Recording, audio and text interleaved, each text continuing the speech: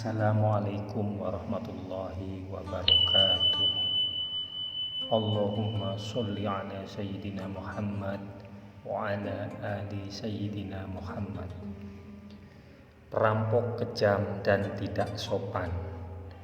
Mencuri dan merampok saat itu adalah hal yang biasa. Hanya sebagian kecil saja orang yang tidak pernah melakukannya. Perampok pun bukan cuma mengincar harta dan benda, tetapi juga orang yang dirampok. Perampok biasa menjadikan orang-orang yang telah dirampoknya menjadi tawanan dan budak belian. Saat itu, perilaku bangsa Arab amat kejam sampai melewati batas peri kemanusiaan. Anak-anak perempuannya sendiri mereka bunuh. Ada yang dikubur hidup-hidup ke dalam tanah. Ada pula yang ditaruh di dalam tong dan diluncurkan dari tempat yang tinggi. Mereka malu jika mempunyai anak perempuan. Mereka juga menyiksa binatang. Jika seseorang mati, keluarganya mengikat unta di atas kuburan dan tidak memberikan makan serta minum sampai si unta mati. Mereka beranggapan unta itu kelak akan menjadi tunggangan si mati. Musuh yang tertangkap diperlakukan sangat kejam. Mereka biasa mengikat musuh pada seekor kuda dan membiarkan kuda tersebut berlari sehingga orang yang diikat itu mati terseret-seret. Telinga atau hidung musuh yang kalah dijadikan kalung, serta tengkoraknya dijadikan tempat minum arak. Orang jahiliyah juga tidak mengenal sopan santun. Mereka biasa berkeliling Ka'bah tanpa memakai pakaian. Begitulah kebiasaan orang-orang Arab saat itu.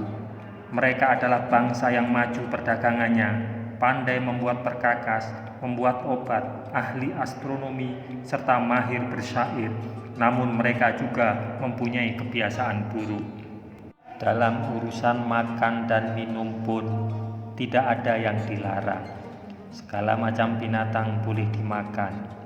Binatang yang sudah mati pun disayat dagingnya, dibakar dan dimakan. Mereka juga suka meminum darah binatang dan makanan darah yang dibekukan. Suatu hari Hashim pergi berdagang menuju Syam. Ketika melewati Yathrib, di kemudian hari disebut Madinah, Hashim melihat seorang wanita baik-baik dan terpandang. "Siapakah wanita itu?" tanya Hashim kepada orang-orang Madinah. "Dia adalah Salma binti Amr. Suaminya telah tiada. Kini dia seorang janda." Mendengar itu, Hashim melamar Salma dan Salma pun menerimanya. Mereka lalu menikah. Hashim tinggal di Madinah beberapa lama. Ketika Salma mengandung, Hashim melanjutkan perniagaannya. Namun, itulah kali terakhir Salma melihat suaminya. Karena Hashim tidak pernah kembali lagi, ia meninggal dunia di Palestina. Salma melahirkan seorang anak laki-laki yang kemudian diberi nama Syaibah. Sementara itu, sepeninggal Hashim, kedudukannya sebagai pemuka masyarakat Mekah dipegang oleh adiknya yang bernama Al-Muthalib. Al-Muthalib juga seorang laki-laki terpandang yang dicintai penduduk Mekah. Orang-orang Quraisy menjulukinya dengan sebutan Al-Fayyad yang berarti sang dermawan. Suatu hari, dia mendengar bahwa Syaibah keponakannya yang tinggal di Madinah sedang tumbuh remaja. "Aku harus menemuinya," pikir Al-Muthalib. "Dia adalah anak kakakku. Dulu ayahnya adalah pemuka Mekah, maka dia harus pulang untuk melanjutkan kekuasaan ayahnya menggantikan aku." Ketika Al-Muthalib bertemu Syaibah di Madinah, dia tersentak. "Anak ini benar-benar mirip Hashim. Mari nak, ikut paman ke Mekah," peluk Al-Muthalib. "Tetapi jika ibu tidak mengizinkan pergi, aku akan tetap tinggal di sini," jawab Syaibah. Nama Syaibah diberikan karena ada rambut putih atau uban di kepalanya sejak dia kecil. Selain Saibah, Hasyim telah memiliki 4 putra dan 5 putri yang tinggal di Mekah. Tidak, aku tidak akan membiarkannya pergi, jawab Salma. Dia buah hatiku satu-satunya. Wajahnya lah yang sentiasa mengingatkan aku akan wajah ayahnya.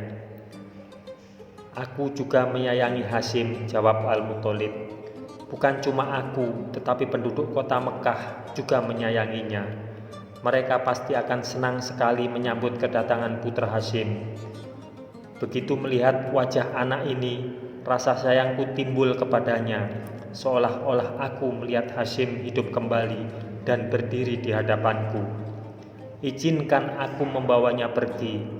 Sesungguhnya Mekah adalah kerajaan ayahnya, dan Mekah adalah tanah suci yang dicintai oleh seluruh bangsa Arab. Tidakkah pantas putramu pergi ke sana dan melanjutkan pemerintahan ayahnya? Salma memandang Saibah dengan mata berkaca-kaca. Hatinya ingin agar putra satu-satunya itu tetap tinggal di sisinya. Namun ia tahu, masa depan Saibah bukan di Madinah, melainkan di Mekah. Akhirnya ia pun mengangguk. Baiklah, kuizinkan ia pergi. Dengan amat gembira, Al-Muthalib mengajak keponakannya itu pulang. Saibah duduk membonceng unta di belakang pamannya. Ketika mereka tiba di Mekah, orang-orang menyangka bahwa anak yang duduk di belakang Al-Muthalib adalah budaknya, Abdul Muthalib atau budak Al-Muthalib. Abdul Muthalib, panggil mereka kepada Saibah. Celaka kalian, dia bukan budakku, dia anak saudaraku, Hasyim. Namun, orang-orang terlanjur menyebutnya demikian, sehingga akhirnya nama Saibah pun terlupakan. Setelah itu, dia dikenal dengan nama Abdul Muthalib. Dia kelak menjadi kakek Nabi Muhammad sallallahu alaihi wasallam. Wassalamualaikum warahmatullahi wabarakatuh. Semoga kita semua kelak akan selalu mendapatkan syafaat dari Rasulullah sallallahu alaihi wasallam. Amin, amin ya rabbal alamin.